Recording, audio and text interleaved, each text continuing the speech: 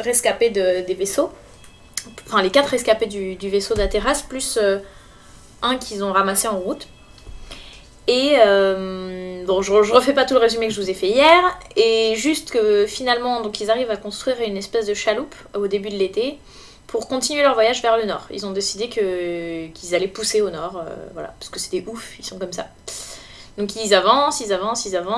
D'abord il y a une grande partie à pied sur la neige et ils savent pas s'ils vont trouver sur de la mer ou pas. Donc ils traînent une chaloupe derrière, ils savent même pas si ça va leur servir. Le fait est qu'effectivement ils arrivent sur une mer libre. Du coup ils mettent la chaloupe à l'eau, ils continuent, ils avancent toujours vers le nord. Là ils tombent sur un espèce de gros orage dégueulasse avec tous les oiseaux et tous les animaux marins qui fuient le pôle Nord. Donc ils se disent c'est louche quand même, mais ils s'en foutent, ils avancent. Donc il y a des espèces de gros nuages violet-noir au ciel et tout. Ils tombent dans un tourbillon, enfin voilà, grosse tempête et tout. Pendant la tempête, ils croisent un iceberg sur lequel il y a des ours polaires qui se sont réfugiés, qui sont genre terrorisés et qui sont prêts à sauter à l'abordage de la chaloupe. Donc ils essayent de s'éloigner comme ils peuvent.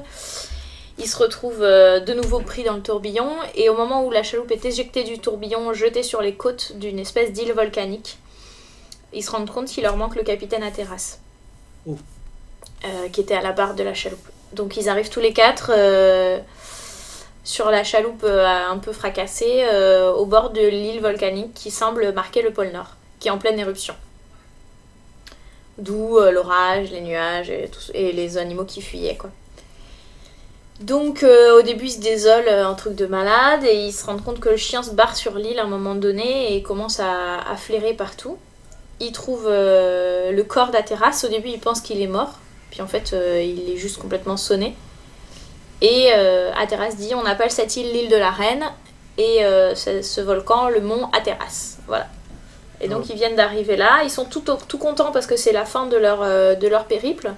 Ils sont plus qu'à quelques minutes en mesure de latitude du pôle Nord. Et en fait, ils résolvent que le pôle Nord exact se situe en plein milieu du volcan. Voilà. Salut Sindark. Non, c'est aventurier, là, on est dans une expédition pôle Nord. Tu vois. Voilà. Salut Mr. Paxton. Bah oui, on se souvient de toi, t'étais là hier. Donc là, on va juste lire la fin de l'histoire. Donc ils sont arrivés, ils sont tout contents, ils commencent à prévoir de revenir.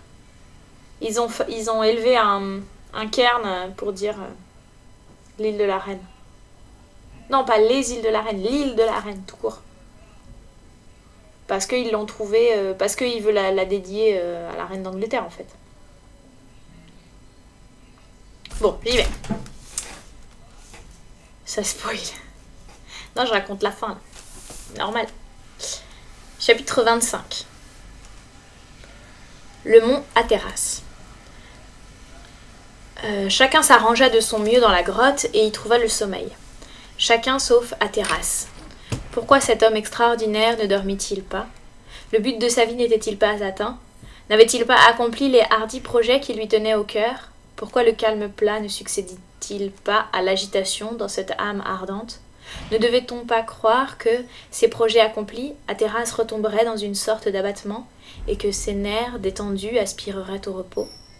Après le succès, il semblait même naturel qu'il fût pris de ce sentiment de tristesse qui suit toujours les désirs satisfaits. Mais non, il se montrait plus surexcité. Ce n'était pas cependant la pensée du retour qui l'agitait ainsi. Voulait-il aller plus loin encore? Son ambition de voyageur n'avait-elle donc aucune limite? Et trouvait-il le monde trop petit parce qu'il en avait fait le tour? Quoi qu'il en soit, il ne put dormir. Et cependant, cette première nuit passée au pôle du monde fut pure et tranquille. L'île était absolument inhabitée. Pas un oiseau dans son atmosphère enflammée, pas un animal sur son sol de cendres, pas un poisson sous ses eaux bouillonnantes. Seulement, au loin, les sourds ronflements de la montagne à la tête de laquelle s'échevelaient des panaches de fumée incandescente.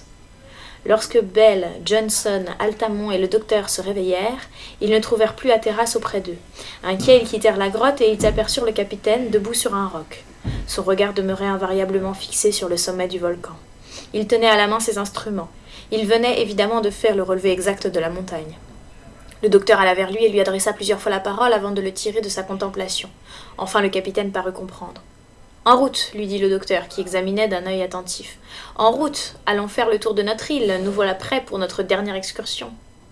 La dernière, fit Hatteras avec cette intonation de la voix des gens qui rêvent tout haut. Oui, la dernière, en effet. Mais aussi, reprit-il avec une grande animation, la plus merveilleuse. Il parlait ainsi, en passant ses deux mains sur son front pour en calmer les bouillonnements intérieurs. En ce moment, Altamont, Johnson et Bell le rejoignirent. Hatteras parut alors sortir de son état d'hallucination. « Mes amis, dit-il d'une voix émue, merci pour votre courage, merci pour votre persévérance, merci pour vos efforts surhumains qui nous ont permis de mettre le pied sur cette terre. »« Capitaine, dit Johnson, nous n'avons fait qu'obéir, et c'est à vous seul qu'en revient l'honneur. »« Non, non, reprit Hatteras avec une violente effusion. À vous tous comme à moi, à Altamont comme à nous tous, comme au docteur lui-même. Oh, laissez mon cœur faire explosion entre vos mains, il ne peut plus contenir sa joie et sa reconnaissance. » Hatteras serrait dans ses mains celles de ses braves compagnons qui l'entouraient. Il allait, il venait, il n'était plus maître de lui. « Nous n'avons fait que notre devoir d'anglais, disait Bell. « Notre devoir d'amis, répondit le docteur. « Oui, reprit Hatteras, mais ce devoir, tous n'ont pas su le remplir, quelques-uns ont succombé. Pourtant, il faut leur pardonner, à ceux qui ont trahi comme à ceux qui se sont laissés entraîner à la trahison. Pauvres gens, je leur pardonne, vous m'entendez, docteur ?» Oui, répondit le docteur, que l'exaltation d'Hatteras inquiétait sérieusement. Aussi, reprit le capitaine, je ne veux pas que cette petite fortune qu'ils étaient venus chercher si loin, ils la perdent. Non, rien ne sera changé à mes dispositions, et ils seront riches s'ils revoient jamais l'Angleterre. Il eût été difficile de ne pas être ému de l'accent avec lequel Hatteras prononça ces paroles. Mais, capitaine, dit Johnson en essayant de plaisanter, on dirait que vous faites votre testament. Peut-être, répondit gravement Hatteras. Cependant, vous avez devant vous une belle et longue existence de gloire, reprit le vieux marin. Qui sait, fit Hatteras. Ces mots furent suivis d'un assez long silence. Le docteur n'osait interpréter le sens de ces dernières paroles, mais Hatteras se fit bientôt comprendre, car d'une voix précipitée qu'il contenait à peine, il reprit « Mes amis, écoutez-moi, nous avons fait beaucoup jusqu'ici, et cependant, il reste beaucoup à faire. » Les compagnons du capitaine se regardèrent avec un profond étonnement. « Oui, nous sommes à la terre du pôle, mais nous ne sommes pas au pôle même. »« Comment cela » fit Altamont. « Par exemple, s'écria le docteur qui craignait de deviner. « Oui, reprit Hatteras avec force, j'ai dit qu'un Anglais mettrait le pied sur le pôle du monde, je l'ai dit, et un Anglais le fera. »« Quoi » répondit le docteur. « Nous sommes encore à 45 secondes du point inconnu, reprit Hatteras avec une animation croissante. Et là où il est, j'irai. »« Mais c'est le sommet du volcan, dit le docteur. J'irai. C'est un cône inaccessible, j'irai. C'est un cratère béant, enflammé, j'irai. » L'énergique conviction avec laquelle Hatteras prononça ces derniers mots ne peut se rendre. Ses amis étaient stupéfaits. Ils regardaient avec terreur la montagne qui balançait dans l'air son panache de flammes. Le docteur reprit alors la parole. Il insista, il pressa Hatteras de renoncer à son projet. Il dit tout ce que son cœur put imaginer depuis l'humble prière jusqu'aux menaces amicales. Mais il n'obtint rien sur l'âme nerveuse du capitaine, pris d'une sorte de folie qu'on ne pourrait nommer la folie polaire. Il n'y avait plus que les moyens violents pour arrêter cet insensé qui courait à sa perte, mais prévoyant qu'ils amèneraient des désordres graves, le docteur ne voulut les employer qu'à la dernière extrémité. Il espérait d'ailleurs que des impossibilités physiques, des obstacles infranchissables arrêteraient Hatteras dans l'exécution de son projet. « Puisqu'il en est ainsi, dit-il, nous vous suivrons. »« Oui, répondit le capitaine, jusqu'à mi-côte de la montagne, pas plus loin.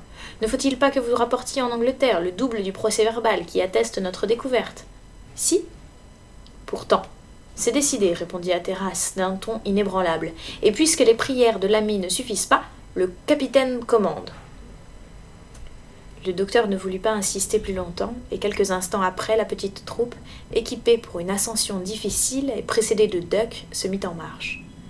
Le ciel resplendissait. Le thermomètre marquait 52 degrés, soit plus 11 degrés centigrades. L'atmosphère s'imprégnait largement de la clarté particulière de ce haut degré de latitude. Il était 8 heures du matin. Hatteras prit les devants avec son brave chien. Bell et Altamont, le docteur et Johnson le suivirent de près. « J'ai peur, dit Johnson. « Non, non, il n'y a rien à craindre, répondit le docteur. Nous sommes là. » Quel singulier îlot, et comment rendre sa physionomie particulière, qui était l'imprévu, la nouveauté, la jeunesse. Ce volcan ne paraissait pas vieux et des géologues auraient pu indiquer une date récente à sa formation. Les rochers, cramponnés les uns aux autres, ne se maintenaient que par un miracle d'équilibre. La montagne n'était, à vrai dire, qu'un amoncellement de pierres tombées de haut. Pas de terre, pas la moindre mousse, pas le plus maigre lichen, pas de traces de végétation. L'acide carbonique vomi par le cratère n'avait pas encore eu le temps de s'unir à l'hydrogène de l'eau, ni à l'ammoniaque des nuages pour former sous l'action de la lumière des matières organisées. Cette île, perdue en mer, n'était due qu'à l'agrégation successive des déjections volcaniques. C'est ainsi que plusieurs montagnes du globe se sont formées. Ce qu'elles ont rejeté de leur sein a suffi à les construire, tel l'Etna qui a déjà vomi un volume de lave plus considérable que sa masse elle-même, tel encore le Monte Nuovo, près de Naples, engendré par des scories dans le court espace de 48 heures. Cet amas de roches dont se composait l'île de la Reine était évidemment sorti des entrailles de terre. Il avait au plus haut degré le caractère plutonien. À sa place s'étendait autrefois la mer immense, formée dès les premiers jours par la condensation des vapeurs d'eau sur le globe refroidi.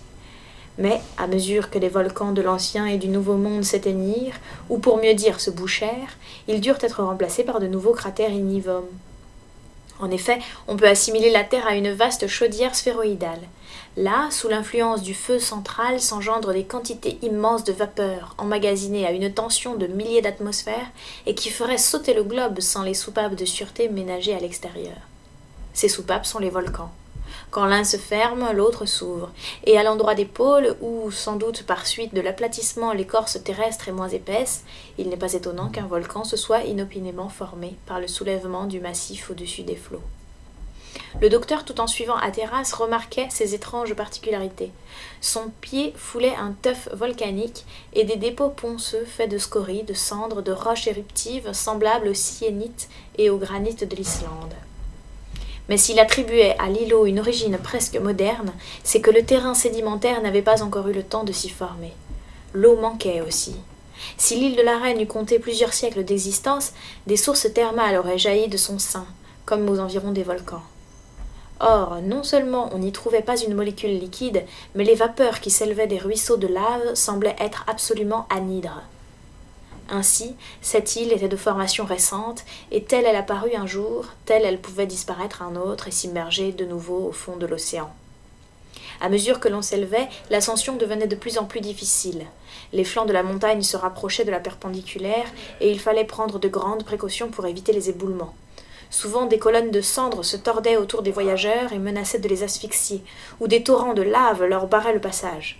Sur quelques surfaces horizontales, les ruisseaux, refroidis et solidifiés à la partie supérieure, laissaient sous leur croûte durcie la lave s'écouler en bouillonnant. Chacun devait donc sonder pour éviter d'être plongé tout à coup dans ces matières en fusion. De temps en temps, le cratère vomissait des quartiers de roches rougies au sein des gaz enflammés. Quelques-unes de ces masses éclataient dans l'air comme des bombes, et leurs débris se dispersaient dans toutes les directions à d'énormes distances. On conçoit de quels dangers innombrables cette ascension de la montagne était entourée, et combien il fallait être fou pour la tenter. Cependant, Hatteras montait avec une agilité surprenante, et, dédaignant le secours de son bâton ferré, il gravissait sans hésiter les pentes les plus raides. Il arriva bientôt à un rocher circulaire, sorte de plateau de 10 pieds de largeur environ. Un fleuve incandescent l'entourait. Après s'être bifurqué sur l'arête d'un roc supérieur et ne laissait qu'un passage étroit par lequel Hatteras se glissa audacieusement. Là, il s'arrêta et ses compagnons purent le rejoindre. Alors il sembla mesurer du regard l'intervalle qui lui restait à franchir. Horizontalement, il ne se trouvait pas à plus de 100 toises du cratère, c'est-à-dire du point mathématique du pôle. Mais verticalement, c'était encore plus de 1500 pieds à gravir. L'ascension durait déjà depuis 3 heures. Hatteras ne semblait pas fatigué. Ses compagnons se trouvaient à bout de leurs forces. Le sommet du volcan paraissait être inaccessible. Le docteur résolut d'empêcher à tout prix Hatteras de s'élever plus haut. Il essaya d'abord de le prendre par la douceur, mais l'exaltation du capitaine allait jusqu'au délire. Pendant la route, il avait donné tous les signes d'une folie croissante, et qu'il l'a connu, qu'il l'a suivi dans les phases diverses de son existence ne peut en être surpris. À mesure qu'Hatteras s'élevait au-dessus de l'océan, sa surexcitation s'accroissait. Il ne vivait plus dans la région des hommes, il croyait grandir avec la montagne elle-même. « Hatteras, lui dit le docteur, assez, nous n'en pouvons plus. » Demeurez donc, répondit le capitaine d'une voix étrange. J'irai plus haut. Non, ce que vous faites est inutile. Vous êtes ici au pôle du monde. Non, non, plus haut. Mon ami, c'est moi qui vous parle, le docteur Claybonny. Ne me reconnaissez-vous pas? Plus haut, répétait l'insensé. Eh bien non, nous ne souffrirons pas. Le docteur n'avait pas achevé ces mots qu'Hatteras, par un effort surhumain, franchit le fleuve de lave et se trouva hors de portée de ses compagnons. Ceux-ci poussèrent un cri. Ils croyaient Hatteras abîmé dans le torrent de feu. Mais le capitaine était retombé de l'autre côté, suivi par son chien Duck qui ne voulait pas le quitter. Il disparut derrière un rideau de fumée et on entendit sa voix qui décroissait dans l'éloignement. « Au nord, criait-il, au sommet du mont Hatteras, souvenez-vous du mont Hatteras !» On ne pouvait songer à rejoindre le capitaine. Il y avait 20 chances pour rester là où il avait passé avec ce bonheur et cette adresse particulière aux fous. Il était impossible de franchir ce torrent de feu, impossible également de le tourner. Altamont tenta vainement de passer, il faillit périr en voulant traverser le fleuve de lave. Ses compagnons durent le retenir malgré lui. « Hatteras, Hatteras !» s'écriait le docteur. Mais le capitaine ne répondit pas, et les aboiements à peine distincts de Duck retentirent seuls dans la montagne. Cependant, Hatteras se laissait voir par intervalles à travers les colonnes de fumée et sous les pluies de cendres. Tantôt son bras, tantôt sa tête sortaient du tourbillon. Puis il disparaissait et se montrait plus haut, accroché au roc. Sa taille diminuait avec cette rapidité fantastique des objets qui s'élèvent dans l'air. Une demi-heure après, il semblait déjà rapetissé de moitié. L'atmosphère emplissait des bruits sourds du volcan. La montagne résonnait, ronflait comme une chaudière bouillante. On sentait ses flancs frissonner. Hatteras montait toujours, Duck le suivait. De temps en temps, un éboulement se produisait derrière eux, et quelques rocs énormes, pris d'une vitesse croissante et rebondissant sur les crêtes, allaient s'engouffrer jusqu'au fond du bassin polaire. Hatteras ne se retournait même pas, et il s'était servi de son bâton comme d'une hampe pour y attacher le pavillon anglais. Ses compagnons, épouvantés, ne perdaient pas un de ses mouvements. Ses dimensions devenaient peu à peu microscopiques, et Duck paraissait réduit à la taille d'un gros rat. Il y eut un moment où le vent rabattit sur eux un vaste rideau de flammes. Le docteur poussa un cri d'angoisse, mais Hatteras réapparut, debout, agitant son drapeau. Le spectacle de cette effrayante ascension dura plus d'1 heure. 1 heure de lutte, avec les rocs vacillants et les fondrières de cendres, dans lesquelles ce héros, de l'impossible, disparaissait jusqu'à mi-corps. Tantôt il se hissait en s'arc-boutant des genoux et des reins contre les infractuosités de la montagne, tantôt suspendu par les mains à quelque arête vive, il oscillait au vent comme une touffe desséchée. Enfin il arriva au sommet du volcan, à l'orifice même du cratère. Le docteur eut alors l'espoir que le malheureux, parvenu à son but, en reviendrait peut-être, et n'aurait plus que les dangers du retour à subir. Il poussa un dernier cri. « Hatteras, Hatteras !» L'appel du docteur fut tel qu'il remua l'Américain jusqu'au fond de son âme. « Je le sauverai !» s'écria Altamont. Puis d'un bond, franchissant le torrent de feu au risque d'y tomber, il disparut au milieu des roches.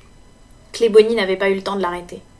Cependant, Hatteras, parvenu à la cime de la montagne, s'avançait, au-dessus du gouffre, sur un roc qui surplombait. Les pierres pleuvaient autour de lui. Duck le suivait toujours. Le pauvre animal semblait déjà saisi par l'attraction vertigineuse de l'abîme. Hatteras agitait son pavillon qui s'éclairait des reflets incandescents et le fond rouge de l'étamine se développait en longs plis au souffle du cratère. Hatteras le balançait d'une main. De l'autre, il montrait au zénith le pôle de la sphère céleste. Cependant, il semblait hésiter. Il cherchait encore le point mathématique où se réunissent tous les méridiens du globe et sur lequel, dans son entêtement sublime, il voulait poser le pied. Tout d'un coup, le rocher manqua sous lui. Il disparut. Un cri terrible de ses compagnons monta jusqu'au sommet de la montagne. 1 seconde, un siècle s'écoula.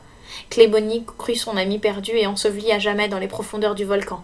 Mais Altamont était là, Duck aussi. L'homme et le chien avaient saisi le malheureux au moment où il disparaissait dans l'abîme.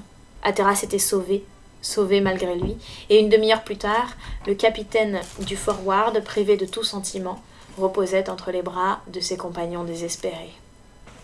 Quand il revint à lui, le docteur interrogea son regard dans une muette angoisse. Mais ce regard, inconscient, comme celui de l'aveugle qui regarde sans voir, ne lui répondit pas. « Grand Dieu, dit Johnson, il est aveugle. »« Non, répondit Claybonny, non. Mes pauvres amis, nous avons sauvé que le corps d'Hatteras. Son âme est restée au sommet de ce volcan. Sa raison est morte. »« Fou !» s'écrièrent Johnson et Altamont concernés. « Fou !» répondit le docteur, et de grosses larmes coulèrent de ses yeux. « Chapitre 26. Retour au sud. 3 heures après ce triste dénouement des aventures du capitaine Hatteras, Clay Bonny, Altamont et les 2 matelots se trouvaient réunis dans la grotte au pied du volcan. Là, Clay Bonny fut prié de donner son opinion sur ce qu'il convenait de faire. « Mes amis, dit-il, nous ne pouvons prolonger notre séjour à l'île de la Reine. La mer est libre devant nous, nos provisions sont en quantité suffisante, il faut repartir et regagner en toute hâte le fort Providence où nous hivernerons jusqu'à l'été prochain. » « C'est aussi mon avis, répondit Altamont. Le vent est bon, et dès demain nous reprendrons la mer. » La journée se passa dans un profond abattement. La folie du capitaine était un présage funeste. Et, quand Johnson, Bell, Altamont reportaient leurs idées vers le retour, ils s'effrayaient de leur abandon, ils s'épouvantaient de leur éloignement. L'âme intrépide d'Hatteras leur faisait défaut. Cependant, en hommes énergiques, ils s'apprêtèrent à lutter de nouveau contre les éléments, et contre eux-mêmes, si jamais ils se sentaient faiblir. Le lendemain, samedi 13 juillet, les effets de campement furent embarqués, et bientôt tout fut prêt pour le départ. Mais avant de quitter ce rocher pour ne jamais le revoir, le docteur, suivant les intentions d'Hatteras, fit élever un cairn au point même où le capitaine avait abordé l'île. Ce cairn fut fait de blocs superposés, de façon à former un amer parfaitement visible, si toutefois les hasards de l'éruption le respectaient. Sur une de ces pierres latérales, Bell grava au ciseau cette simple inscription. John Hatteras, 1861. Le double du document fut déposé à l'intérieur du cairn dans un cylindre de fer blanc parfaitement clos, et le témoignage de la grande découverte demeura ainsi abandonné sur des rochers déserts. Alors les 4 hommes et le capitaine, un pauvre corps sans âme, son fidèle Duck, triste et plaintif, s'embarquèrent pour le voyage du retour. Il était 10 heures du matin. Une nouvelle voile fut établie avec les toiles de la tente. La chaloupe, filant vent arrière, quitta l'île de la Reine et le soir, le docteur, debout sur son banc, lança un dernier adieu au mont Hatteras qui flamboyait à l'horizon. La traversée fut très rapide. La mer, constamment libre, offrit une navigation facile et il semblait vraiment qu'il fût plus aisé de fuir le pôle que de s'en approcher. Mais Hatteras n'était pas en état de comprendre ce qui se passait autour de lui. Il demeurait étendu dans la chaloupe, la bouche muette, le regard éteint, les bras croisés sur la poitrine, Duck couché à ses pieds. Vainement le docteur lui adressait la parole. Hatteras ne l'entendait pas. Pendant 48 heures, la brise fut favorable et la mer peu houleuse. Clay Bonny et ses compagnons laissaient faire le vent du nord. Le 15 juillet, ils eurent connaissance d'Altamont Harbour, dans le sud. Mais comme l'océan polaire avait dégagé toute la côte, au lieu de traverser en traîneau la terre de la Nouvelle-Amérique, comme à l'aller, ils résolurent de la contourner et de gagner par la mer la baie Victoria. Le trajet était plus rapide et plus facile. En effet, cet espace, que les voyageurs avaient mis 15 jours à traverser avec leurs traîneaux, ils mirent 8 à peine à le franchir en naviguant, et, après avoir suivi les sinuosités d'une côte frangée de fjords nombreux dont ils déterminèrent la configuration, ils arrivèrent le lundi soir, 23 juillet, à la baie Victoria. La chaloupe fut solidement ancrée au rivage, et chacun s'élança vers le fort Providence. Mais quelle dévastation! La maison du docteur, les magasins, la poudrière, les fortifications, tout s'en était allé en eau sous l'action des rayons solaires, et les provisions avaient été saccagées par des animaux carnassiers. Triste et décevant spectacle. Les navigateurs touchaient presque à la fin de leurs provisions, et ils comptaient les refaire au fort Providence. L'impossibilité d'y passer l'hiver devint évidente.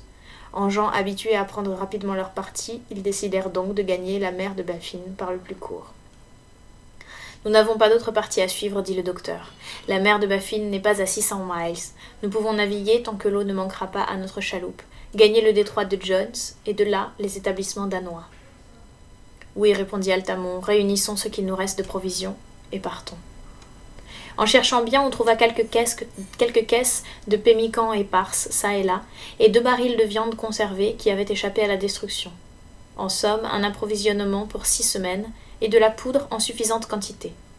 Tout cela fut promptement rassemblé, on profita de la journée pour calfater la chaloupe, la remettre en état, et le lendemain, le 24 juillet, la mer fut reprise.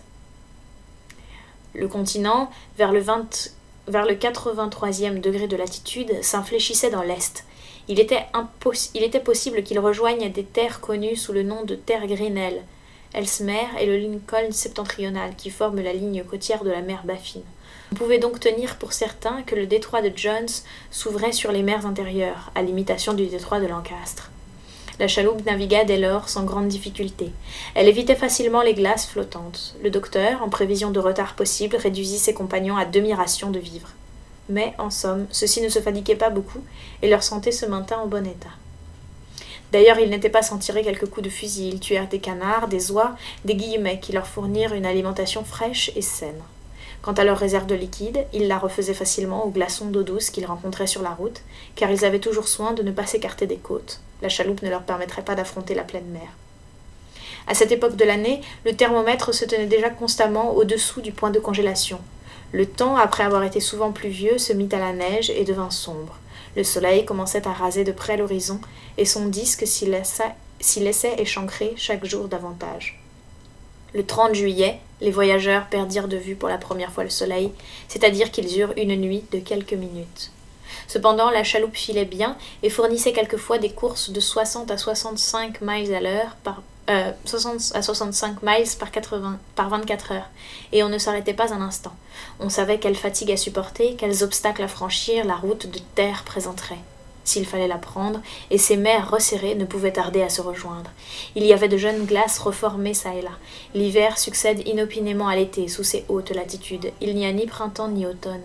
Les saisons intermédiaires manquent, il fallait donc se hâter.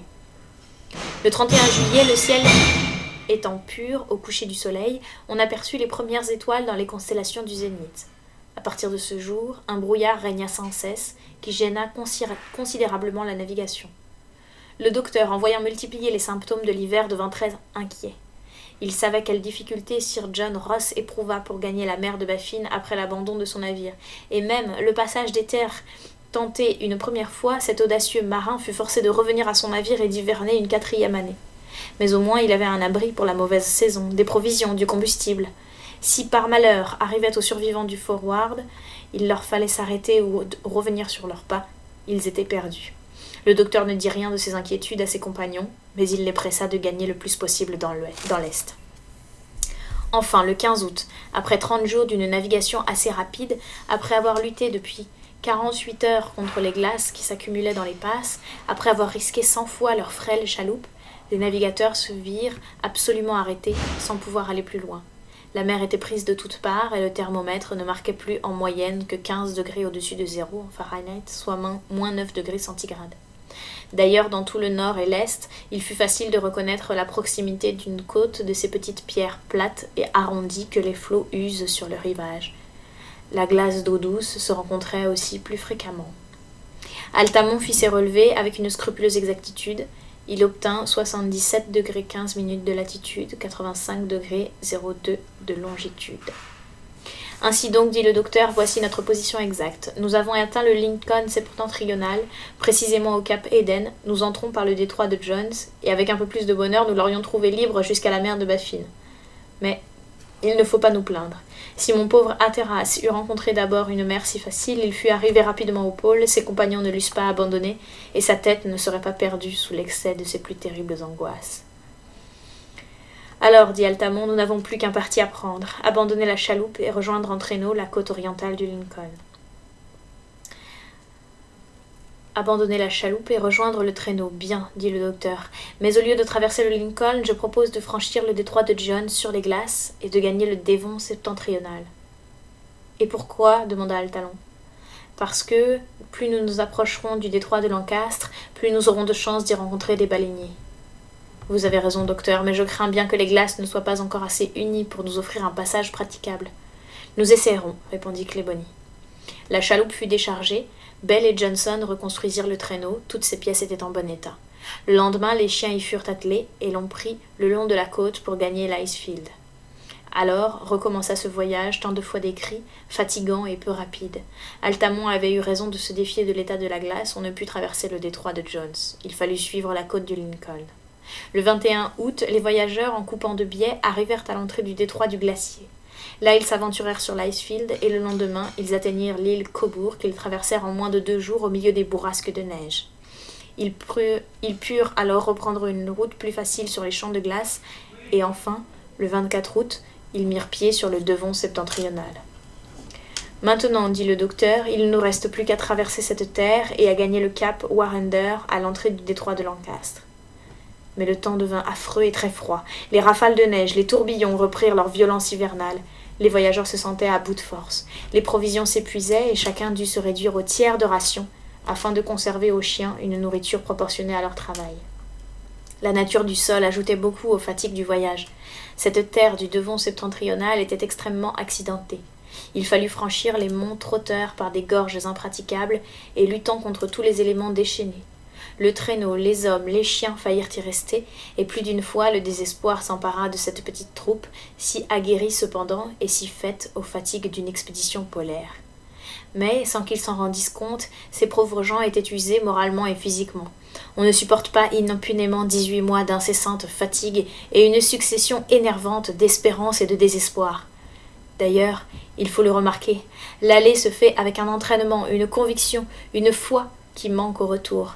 Aussi les malheureux se traînaient avec peine. On peut dire qu'ils marchaient par habitude, par un reste d'énergie animale, presque indépendante de leur volonté.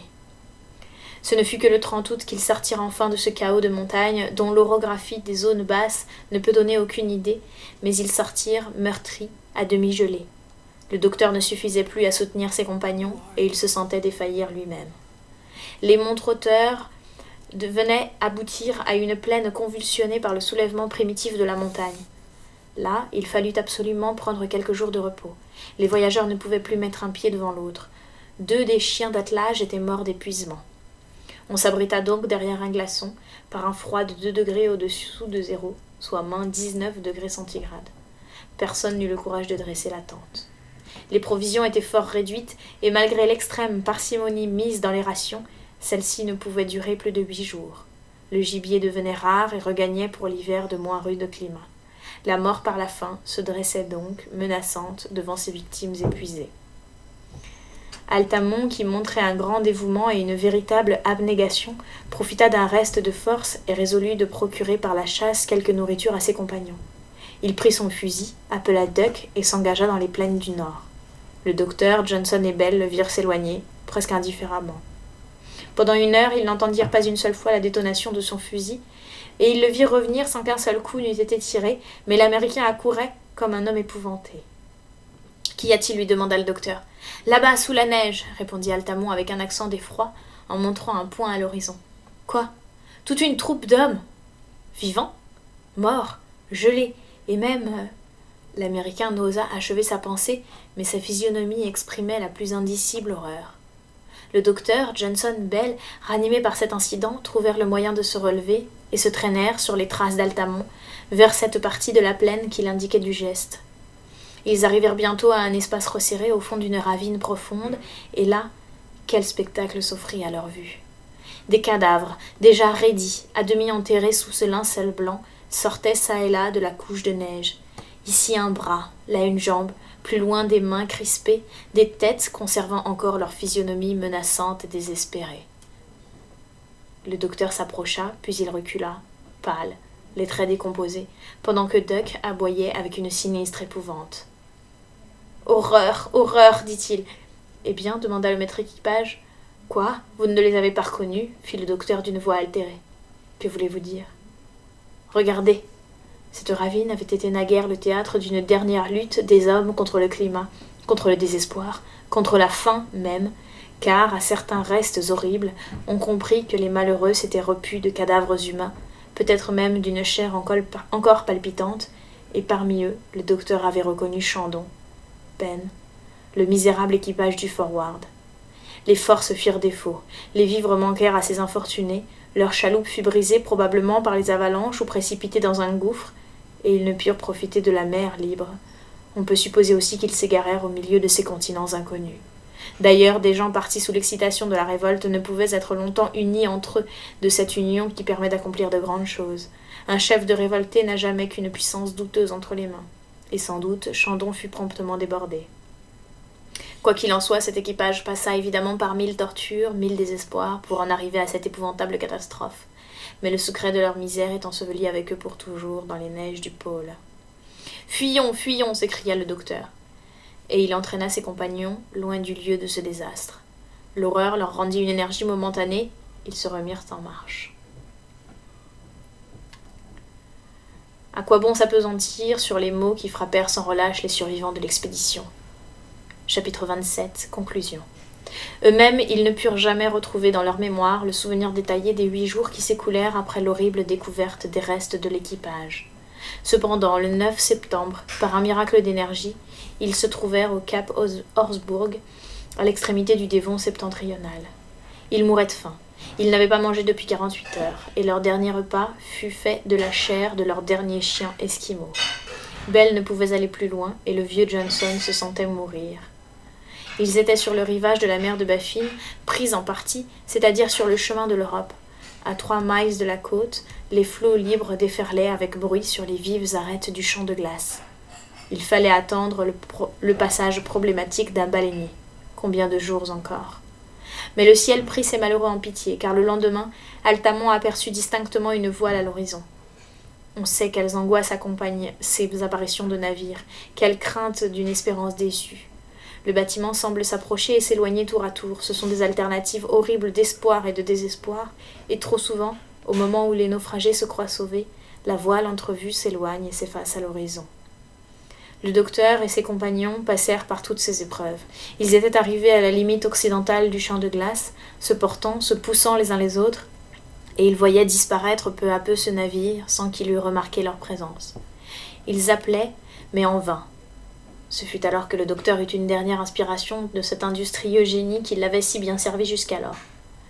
Un glaçon pris par le courant vint se heurter contre l'icefield. « Ce glaçon !» fit-il en le montrant de la main. On ne le comprit pas. « Embarquons, embarquons !» s'écria-t-il. Ce fut un éclair dans l'esprit de tous. « Ah, monsieur Claybonny, répétait Johnson en embrassant les mains du docteur.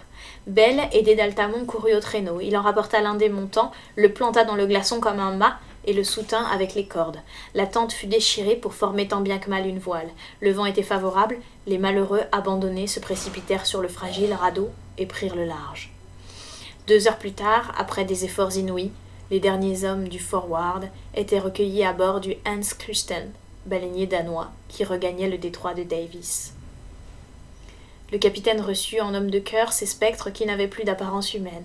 À la vue de leur souffrance, il comprit leur histoire, il leur prodigua les soins les plus attentifs, et il parvint à les conserver à la vie. 10 jours après, Claybonny, Johnson, Bell, Altamont et le capitaine Hatteras débarquèrent à Corsair, dans le Sealand, au Danemark. Un bateau à vapeur les conduisit à Kiel. De là, par Altona et Hambourg, ils gagnèrent Londres, où ils arrivèrent le 13 du même mois, à peine remis de leurs longues épreuves. Le premier soin du docteur fut de demander à la Société royale géographique de Londres la faveur de lui faire une communication. Il fut admis à la séance du 15 juillet.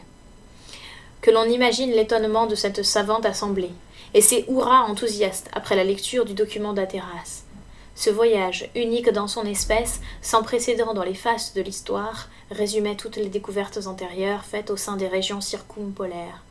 Il reliait entre elles des expéditions de Paris, des Ross, de Franklin, de McClure.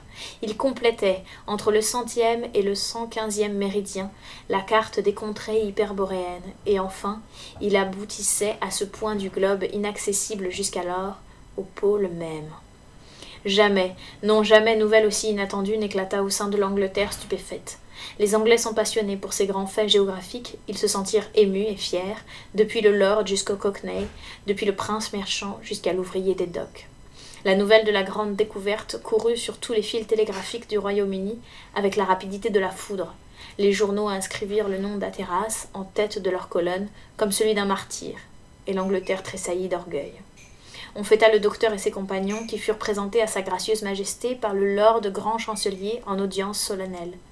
Le gouvernement confirma les noms d'îles de la Reine pour le rocher du pôle Nord, le mont Hatteras décerné au volcan lui-même, Altamont Harbour donné au port de la Nouvelle-Amérique. Altamont ne se sépara plus de ses compagnons de misère et de gloire devenus ses amis. Il suivit le docteur, Bell et Johnson à Liverpool, qui les acclama à leur retour après les avoir si longuement crus morts et ensevelis dans les glaces éternelles. Mais cette gloire, le docteur Claybonny la rapporta sans cesse à celui qui la méritait entre tous. Dans la relation de son voyage, intitulée « The English at the North Pole », publiée dans l'année suivante par les soins de la Société royale de géographie, il fit de John Hatteras l'égal des plus grands voyageurs, l'émule de ces hommes audacieux qui se sacrifient tout entier au progrès de la science.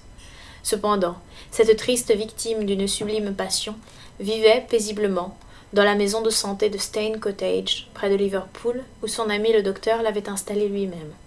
Sa folie était douce, mais il ne parlait pas, il ne comprenait plus, et sa parole semblait s'en être allée avec sa raison. Un seul sentiment le rattachait au monde extérieur, son amitié pour Duck, dont on n'avait pas voulu le séparer. Cette maladie, cette folie polaire, suivait donc tranquillement son cours et ne présentait aucun symptôme particulier, quand, un jour, le docteur Cleboni, qui visitait son pauvre malade, fut frappé de son allure. Depuis quelque temps, le capitaine Hatteras, suivi de son fidèle chien, qui le regardait d'un œil doux et triste, se promenait chaque jour pendant de longues heures. Mais sa promenade s'accomplissait invariablement, suivant un sens déterminé, dans la direction d'une certaine allée de Stane Cottage. Le capitaine, une fois arrivé à l'extrémité de l'allée, revenait à reculons. Quelqu'un l'arrêtait-il? Il montrait du doigt un point fixe dans le ciel. Voulait-on l'obliger à se retourner? Il s'irritait, et Duck, partageant sa colère, aboyait de fureur. Le docteur observa attentivement une manie si bizarre, et il comprit bientôt le motif de cette obstination singulière. Il devina pourquoi cette promenade s'accomplissait dans une direction constante, et pour ainsi dire, sous l'influence d'une force magnétique, le capitaine John Hatteras marchait invariablement vers le nord. Fin.